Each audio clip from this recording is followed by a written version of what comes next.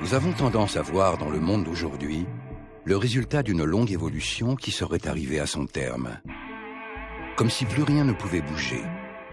Pourtant, le processus de l'évolution est toujours en marche et ne se résume pas à l'histoire d'un lointain passé peuplé de dinosaures ou d'hommes préhistoriques. Toutes les espèces vivantes, sans exception, continuent de se modifier, lentement, progressivement. C'est un cycle sans fin qui se poursuit de génération en génération. Les caractères génétiques et morphologiques se transforment, mais pas seulement. Les comportements changent eux aussi, car tout être vivant s'adapte en permanence aux modifications de son environnement. C'est le principe même de l'évolution en marche.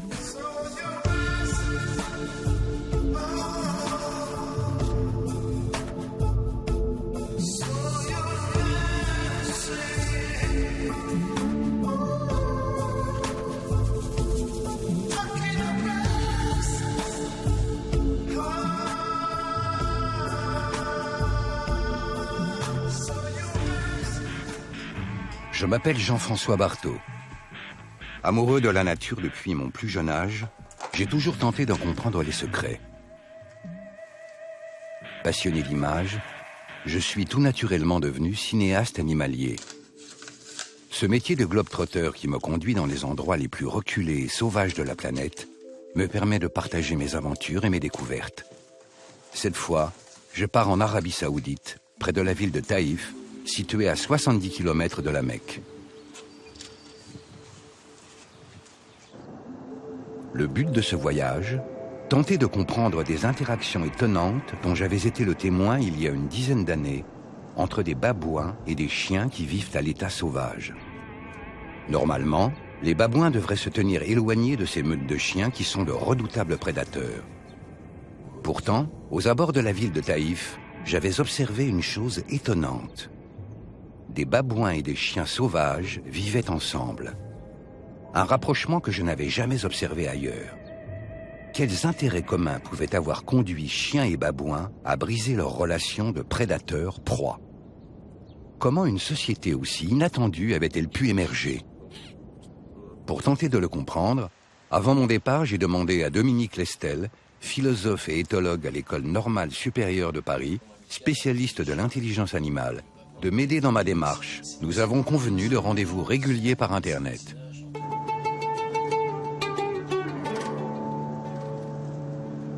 Quelques heures d'avion et me voici en Arabie Saoudite, le pays où l'essence, 40 fois moins chère qu'en France, est meilleur marché que l'eau minérale.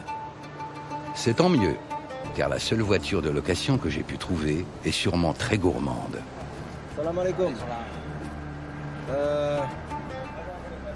Le plat?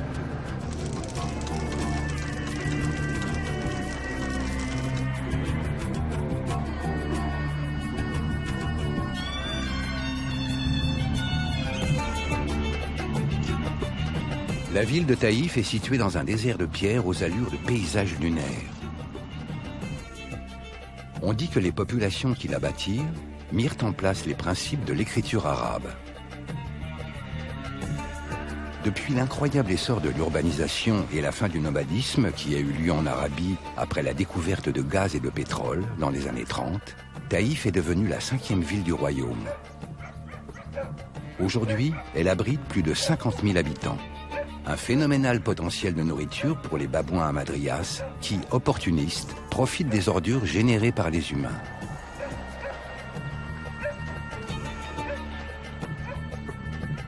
Avec la certitude de se nourrir tous les jours et à moindre effort, ils sont des milliers à s'être installés autour de la ville en moins d'une cinquantaine d'années.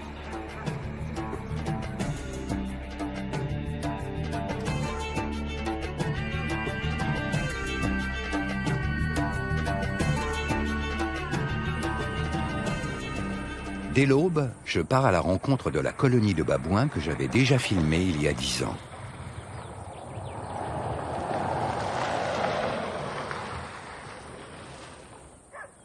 Les babouins sont bien là.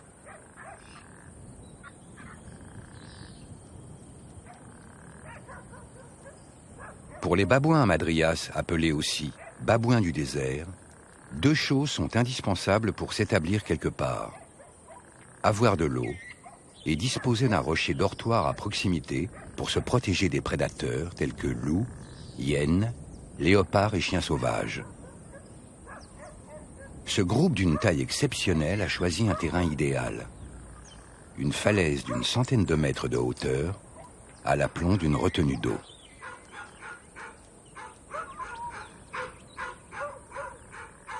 Très vite, je constate, comme je l'avais observé lors de mon dernier voyage, que des chiens sauvages sont bien présents sur le territoire des babouins. D'ailleurs, je ne passe pas inaperçu. Sont-ils en train de signaler aux primates la présence d'un intrus? Je remarque également que d'autres chiens se trouvent au beau milieu des babouins, à l'intérieur même de leur dortoir. Qu'est-ce qui a pu amener des chiens sauvages à vivre de façon pacifique avec des babouins, alors qu'en toute logique, ils devraient les chasser pour les dévorer? Quel processus a pu conduire ce groupe de babouins à les accepter dans leur communauté? Tous les matins, les babouins abandonnent la sécurité de leur rocher dortoir pour aller se nourrir. La troupe compte plus de 800 individus. Le babouin hamadryas présente généralement une structure sociale de type harem. Un mâle dominant est à la tête d'une famille composée de plusieurs femelles et de leurs petits. Plusieurs familles constituent un clan, plusieurs clans, une bande, et plusieurs bandes, une troupe. Mais ce qui est tout à fait inhabituel ici, et encore jamais observé ailleurs, c'est qu'au sein même de cette troupe, il y a des chiens. En Arabie Saoudite, les chiens sont considérés comme des animaux impurs. Après avoir été domestiqués et longtemps utilisés comme gardiens de troupeaux, ils ont été finalement délaissés par les hommes depuis la fin du nomadisme lors du siècle dernier. Livrés à eux-mêmes, ils sont retournés à l'état sauvage et se sont regroupés en meute autour des villes. Comme les babouins, ils profitent des ordures générées par les humains. Je compte jusqu'à une trentaine de chiens vivant avec les babouins. Ce qui me surprend, c'est qu'ils semblent parfaitement intégrés à la communauté des primates, comme s'ils avaient été apprivoisés par eux. Quels intérêts ont ces deux espèces à vivre ensemble? S'agit-il d'un cas tout à fait singulier de mutualisme? Le processus de domestication exercé par les hommes a forcément laissé son empreinte sur le patrimoine génétique des chiens. Cette évolution a-t-elle pu à son tour favoriser leur rapprochement avec les babouins? C'est le moment du départ vers la ville pour aller y faire les poubelles. Peu à peu, j'assiste à la dispersion des primates en plusieurs clans.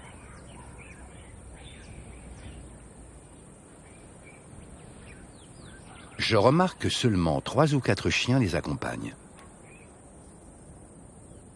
Pourquoi les autres chiens ne partent-ils pas eux aussi en ville se nourrir des ordures ménagères?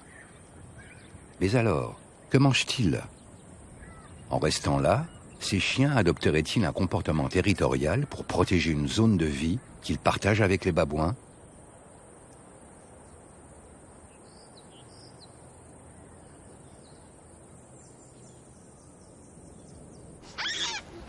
Cette autoroute n'est pas un problème pour les babouins et les chiens.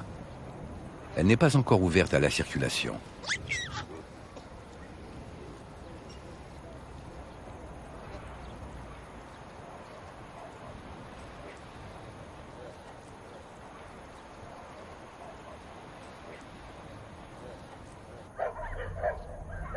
Les babouins approchent maintenant d'une zone dangereuse, car ici, aux portes de la ville, rôdent de nombreuses bandes de chiens sauvages. Et ces chiens-là ne font pas du tout partie de la troupe des babouins et de leurs chiens alliés, bien au contraire. Ce sont des prédateurs organisés qui chassent en meute, et le babouin est pour eux une ressource alimentaire synonyme de survie. Les babouins sont à découvert. Ils s'engagent en file indienne sans perdre de temps. Et ils ont raison, car une bande de chiens ennemis déclenche une attaque. Un des assaillants est immédiatement pris à partie et repoussé par 3 chiens qui escortent les babouins. Mais le nombre de défenseurs ne semble pas suffisant. Et au moins 2 babouins sont victimes des chiens sauvages. Je suis impressionné par ce que je viens de filmer. Des chiens qui attaquent d'autres chiens pour défendre des babouins.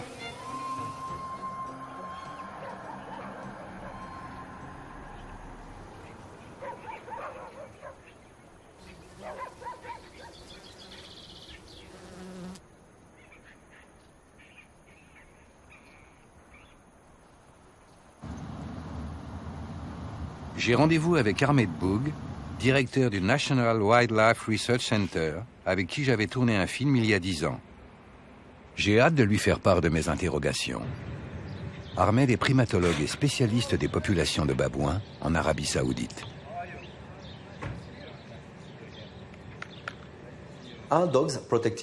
Est-ce que les chiens protègent le territoire des babouins ?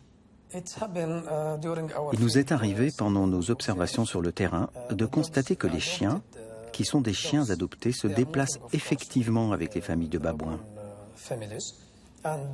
Et si jamais des chiens sauvages attaquent les babouins au moment où ils traversent des zones exposées, alors les chiens adoptés prennent la défense des babouins en attaquant à leur tour les chiens sauvages.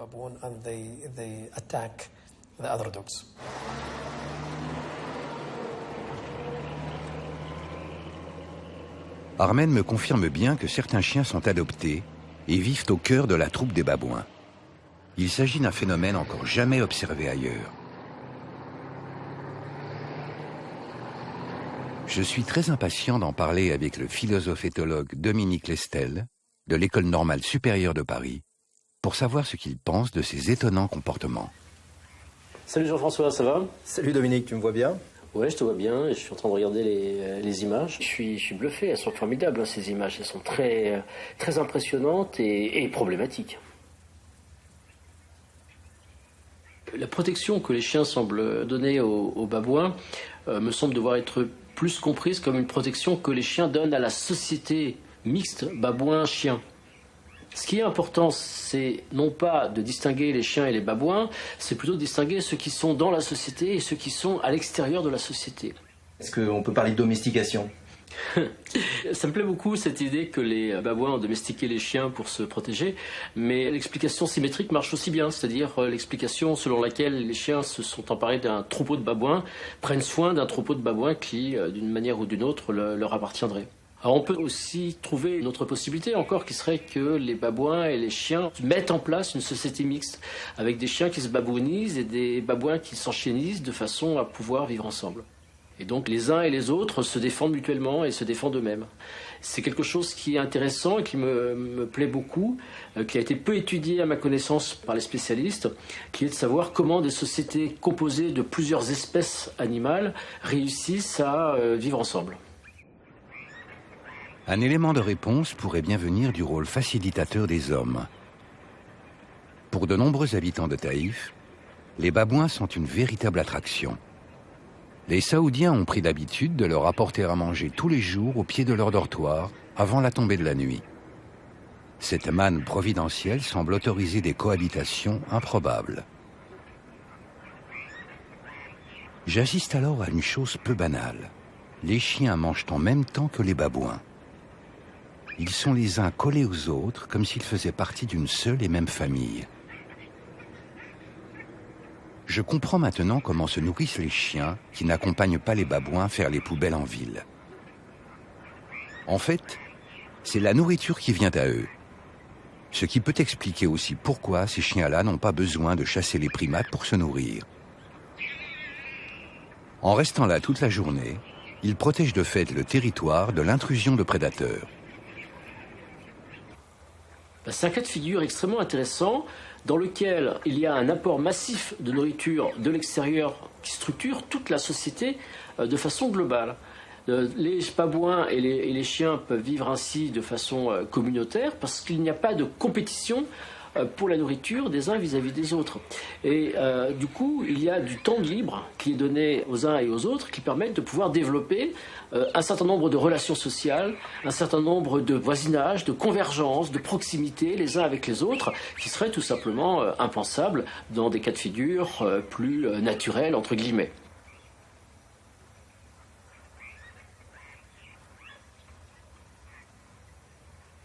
On peut considérer qu'il y a 3 statuts qui sont bien distincts dans cette société. Il y a ceux qui donnent à manger, il y a ceux qui mangent avec et ceux qui sont mangés. Et le statut n'est pas donné a priori, il n'est pas par essence. C'est-à-dire que ce statut est donné par l'action qui est faite au moment de l'interaction avec les autres membres du groupe. Toi, par exemple, Jean-François, tu as choisi un statut de celui qui donne à manger quand tu distribues les cacahuètes aux babouins. Mais tu pourrais aussi bien avoir un autre statut, choisir un autre statut qui est celui de manger en même temps que les babouins. Et là, tu serais membre de la société, tu serais un babouin honoraire.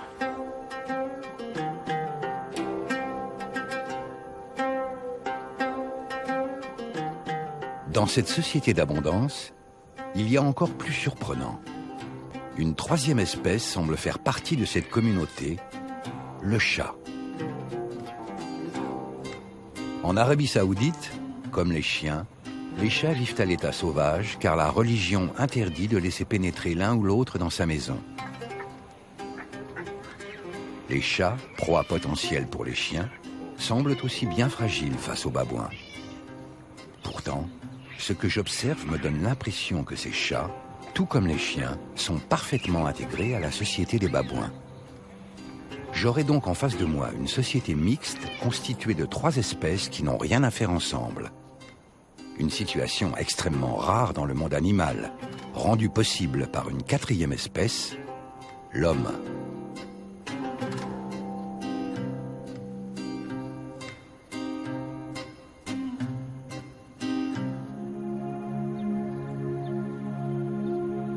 Les babouins passent très peu de temps à chercher de la nourriture puisque celle-ci leur est apportée chaque jour à domicile. Ils disposent donc de beaucoup de temps libre. Baignés dans le confort de leur mode de vie et protégés des prédateurs par leurs chiens adoptés, les babouins peuvent se détendre et se laisser aller à l'un de leurs passe-temps préférés, le toilettage. Une activité essentielle pour maintenir l'harmonie dans la famille. Cela permet d'éliminer les parasites, mais surtout de montrer l'attention que l'on porte à l'autre. C'est l'équivalent de la conversation chez nous. L'expression du lien social par excellence. C'est par ces actes que s'entretiennent amitié et complicité. Comportement tout à fait singulier, les chiens et les chats reçoivent aussi de la part des babouins ces attentions très familiales, signe de leur totale intégration au sein du clan.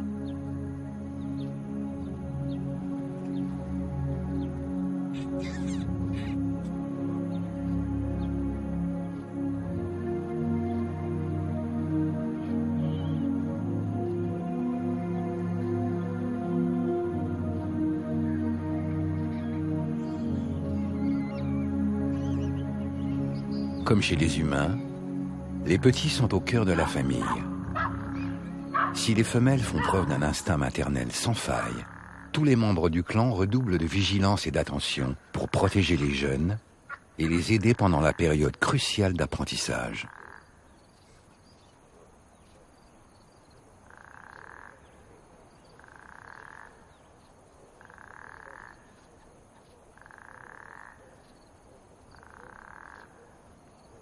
Les bébés babouins sont des proies faciles pour les chiens ennemis. Celui-ci porte les traces d'une profonde morsure et cherche l'apaisement dans les bras de sa mère.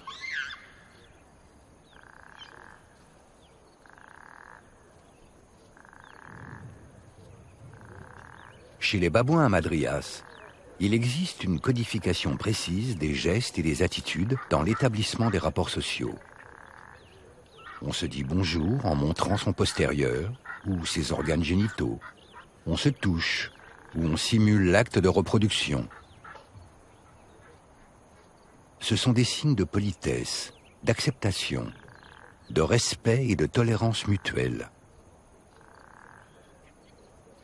Ce qui est très étonnant ici, c'est que chiens et chats bénéficient des mêmes échanges que les membres du clan. Ils semblent si intégrés à cette troupe de babouins et leur société que je me demande s'ils n'en apprennent pas les codes les plus subtils. Les jeunes mâles à Madrias sont rejetés de leur famille dès qu'ils deviennent adultes, vers l'âge de 3 ans. Pour fonder un harem et devenir mâle dominant à leur tour, il y a 2 solutions. Ils vont devoir soit séduire, soit kidnapper une femelle. C'est une opération dangereuse, avec les mâles sans cesse prêts à défendre leur précieux harem. Le rapt, souvent violent et très rapide, fait partie de la culture des babouins à Madrias.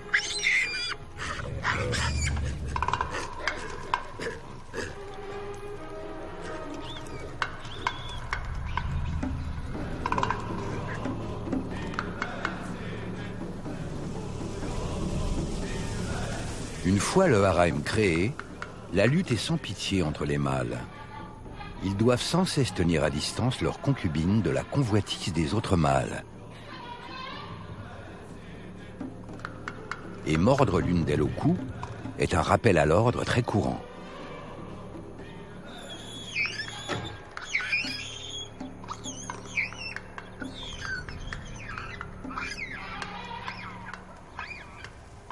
Régner, c'est bien, mais plus le harem devient important, plus il devient difficile pour le chef de famille d'y garder ses femelles. C'est alors qu'entre en jeu la politique des alliances. Un mâle dominant peut ainsi capturer un autre mâle pour s'en faire un allié fidèle qui l'aidera à défendre le harem. En échange, ce dernier profitera de privilèges. Et si un jour le chef de famille vient à disparaître, alors il prendra sa place.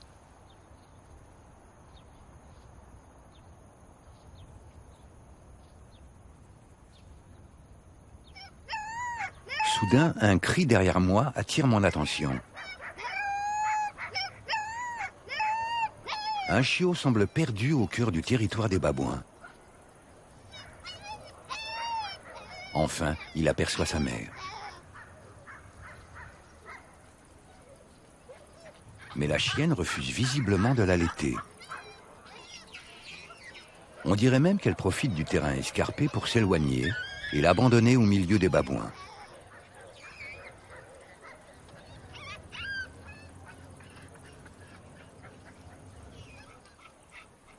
Cette chienne vit ici à l'intérieur du territoire des primates, car elle fait visiblement partie de la trentaine de chiens qu'ils ont adoptés.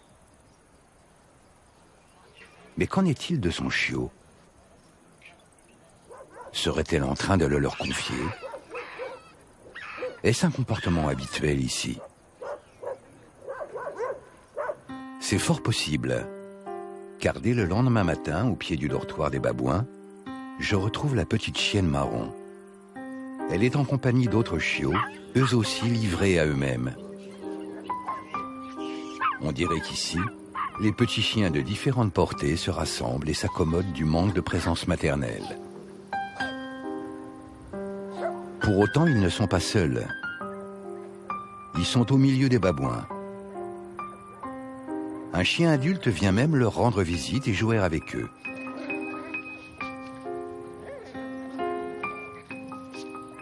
J'ai l'impression que ces chiens ont un comportement très semblable à celui de leurs ancêtres les loups. Comme eux, ils rassemblent leurs petits dans des zones bien définies en les confiant à la surveillance de jeunes adultes. Les babouins, toujours présents autour des chiots, joueraient-ils à leur tour un rôle dans leur surveillance et leur éducation ?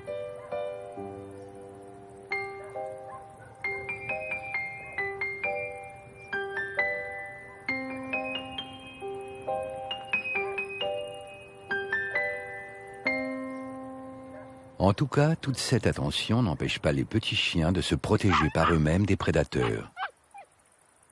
Ils ont trouvé une tanière où ils sont les seuls à pouvoir se frayer un chemin.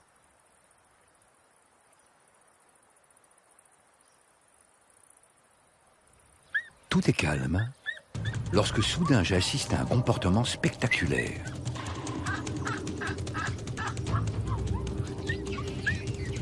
La petite chienne marron est en train de se faire kidnapper sans ménagement par une femelle babouin. Est-ce là le point de départ de la construction de cette société mixte babouin et chien ?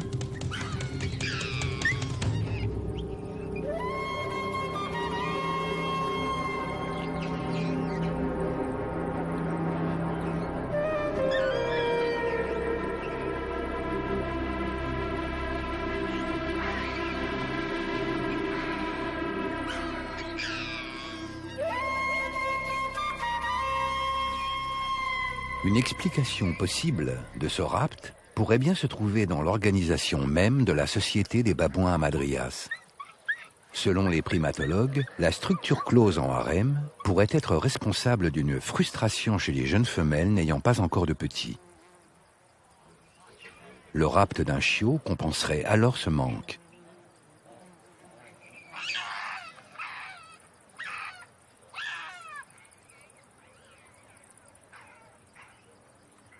La petite chienne marron semble avoir trouvé, malgré elle, une famille d'adoption.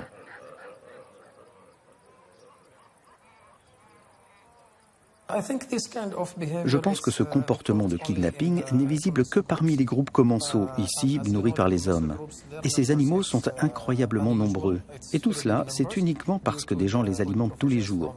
Certains déposent même de la nourriture au pied des dortoirs.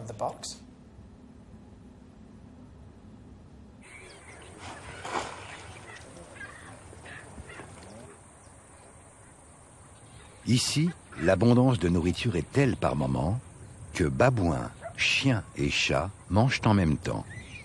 Comme il n'y a pas de compétition, tout se passe de façon pacifique.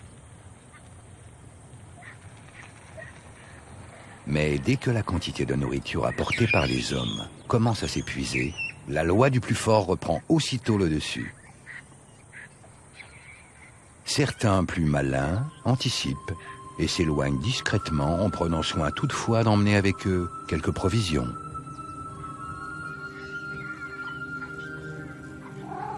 Comme les chiens qui vivent ici, ces chats ont eux aussi été intégrés dans la société des babouins. De la même façon, ils en ont appris les codes sociaux.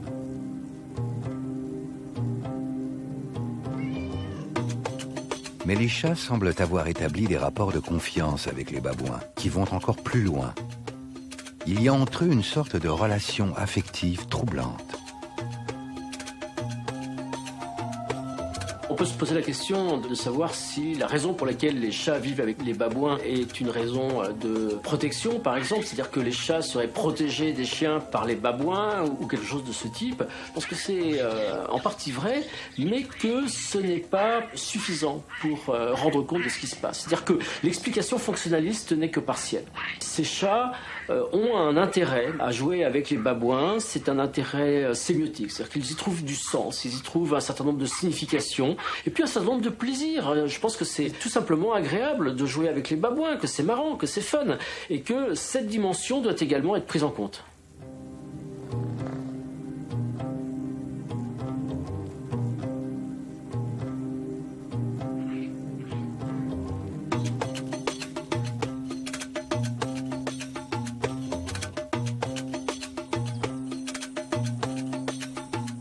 Tous les soirs, les babouins prennent la direction de leur dortoir, accompagnés des chiens et des chats adoptés.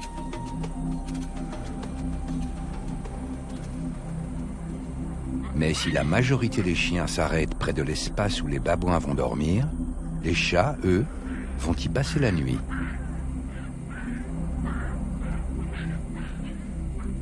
Comme pour les babouins, la falaise leur offre une protection contre les prédateurs.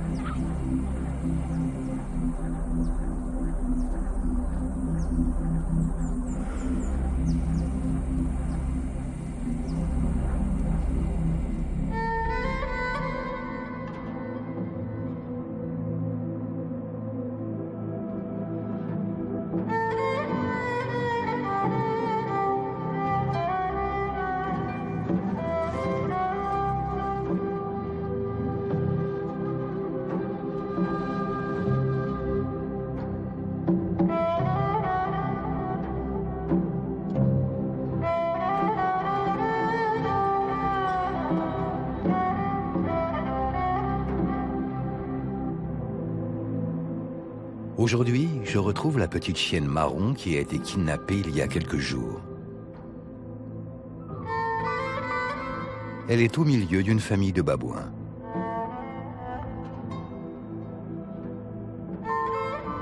Le mâle dominant fait preuve d'autorité envers elle. C'est un comportement étonnant. J'ai l'impression qu'il lui enseigne les codes de la société babouine. Cet apprentissage n'est-il pas le signe d'un début d'adoption, donc d'intégration de ce chiot dans une famille de babouins ?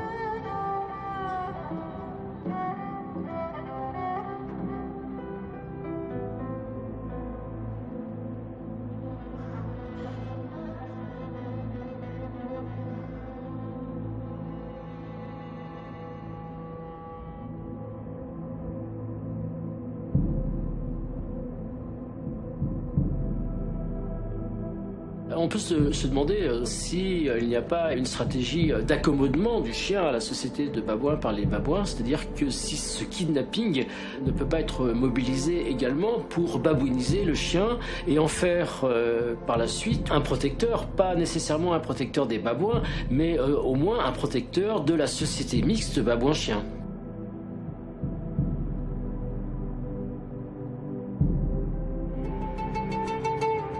Aux portes de la ville de Taïf, j'ai découvert une société mixte, une communauté interespèces composée de babouins, de chiens et de chats. Est-ce là un cas unique en Arabie Saoudite? Ahmed Boug m'assure que non. Et il me propose de me faire découvrir un cas similaire à 400 km d'ici, tout près de la frontière avec le Yémen.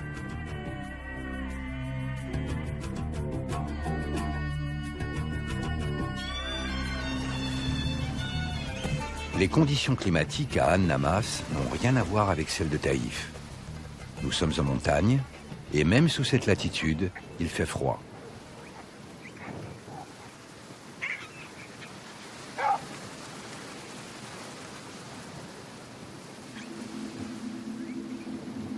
Mais la rigueur du climat ne semble rien changer. À peine arrivé, je constate qu'ici aussi, aux portes de la ville, babouins, chiens et chats cohabitent et se nourrissent ensemble. Je retrouve exactement les mêmes comportements que j'ai observés à Taïf.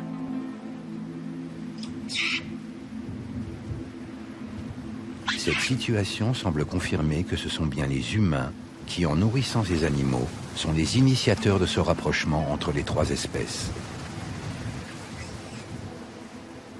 Pourtant ici, à An-Namas, la situation pour les babouins est très différente de celle de Taïf.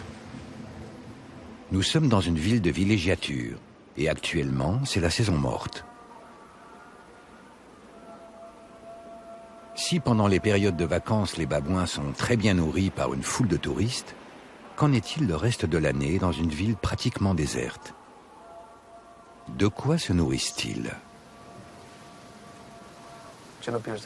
Le genévrier est pour les babouins l'une de leurs ressources principales. Ils mangent les graines, les fleurs, les feuilles et également l'écorce de l'arbre.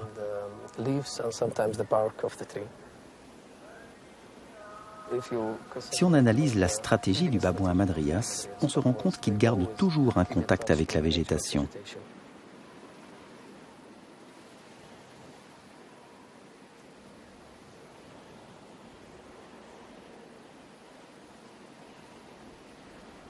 La situation de cette ville de villégiature montre qu'un pourcentage même minime de nourriture apportée par les humains suffit à contaminer la société des babouins et à l'ouvrir à une perspective plurispécifique dans laquelle des individus d'espèces différentes peuvent vivre plus ou moins harmonieusement à l'intérieur du groupe.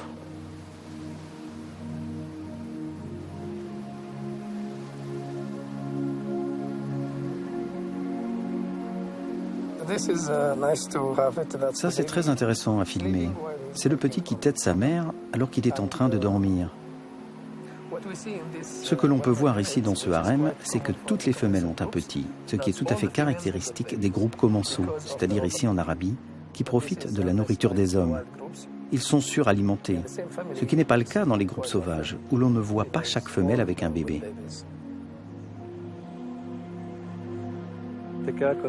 Mais fais attention parce que la caméra est en train de tourner.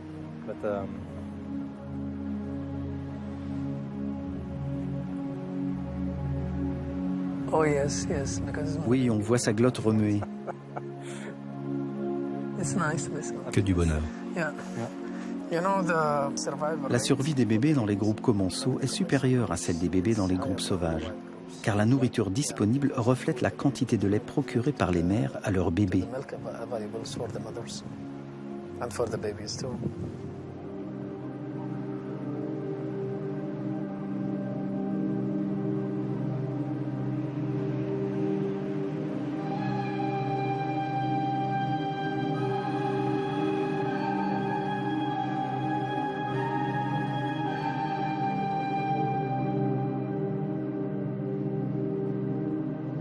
Ahmed Boug me confirme qu'en Arabie Saoudite, les chiens appartiennent pour la plupart à la race des Canaan Dogs.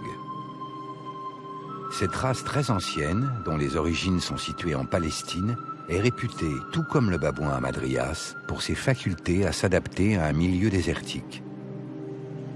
Ces chiens avaient la réputation pendant la période du nomadisme d'être de très bons gardiens de troupeaux.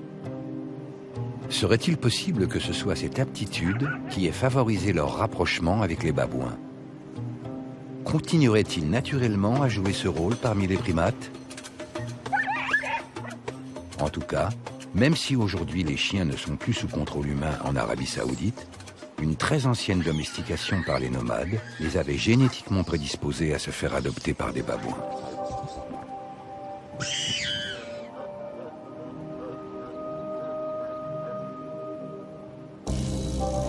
Un mâle adulte vient de se saisir d'un très jeune babouin. Suis-je en train d'assister à un rapt?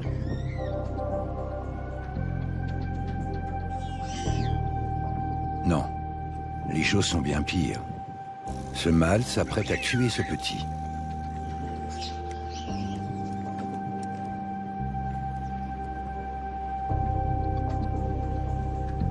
The infanticides, L'infanticide peut survenir par exemple quand le pacha a disparu à cause d'un accident, des blessures sévères ou quelque chose comme ça. Alors, un autre mâle dominant du clan ou de la bande va vouloir s'approprier cette femelle. Et si elle a déjà un petit, il va le tuer pour rendre la femelle réceptive rapidement à la procréation. Il sera ainsi certain de créer sa propre descendance.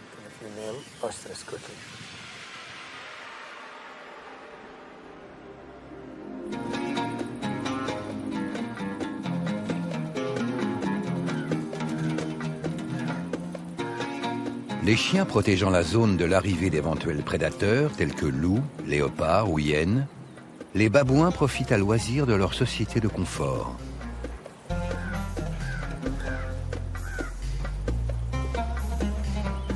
Petits et grands s'en donnent à cœur joie dans le parc de jeux déserté une bonne partie de l'année par les enfants.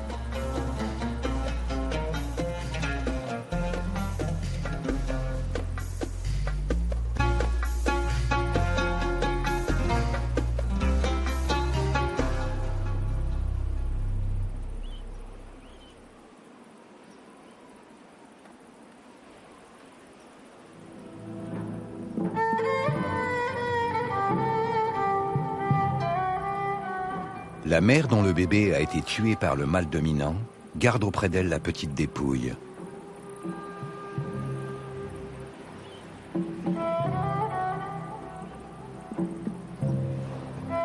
L'attachement des femelles pour leur bébé est tel qu'elles sont capables de continuer à les emmener partout avec elles, plusieurs semaines après leur mort. La perte d'un petit est une énorme frustration pour la mère. Serait-ce là une autre explication possible des rapts de chiots dans la société des babouins?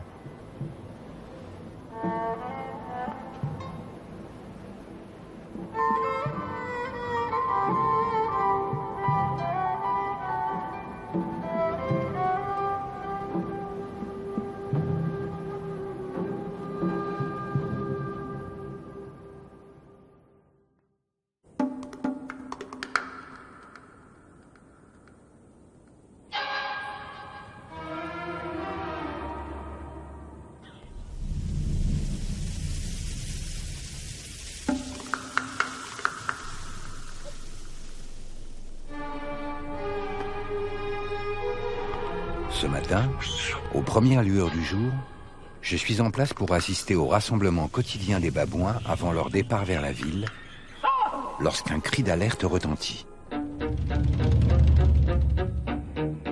Les babouins sont-ils de nouveau attaqués par des chiens sauvages? Non, un ennemi redoutable. Une hyène rayée s'est introduite sur leur territoire. Les babouins et les chiens font face, tous ensemble. Mais je remarque très vite que lorsque le nombre de chiens est suffisant pour repousser la hyène, les babouins restent alors en retrait.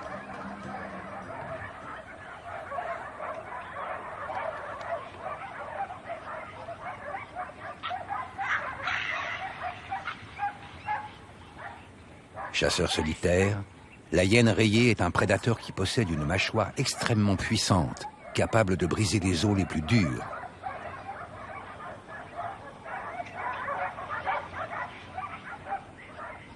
Cette action commune montre bien que babouins et chiens appartiennent à une même société et qu'ils défendent ensemble un même territoire.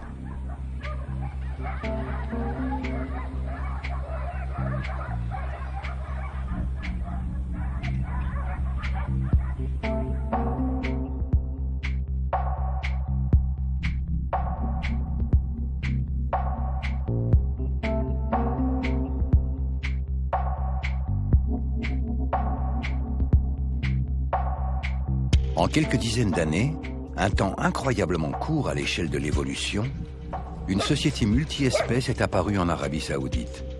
Un phénomène encore jamais observé ailleurs. La domestication des chiens et des chats pratiquée par l'homme depuis un lointain passé est-elle en train de commencer sous nos yeux chez les babouins hamadryas ?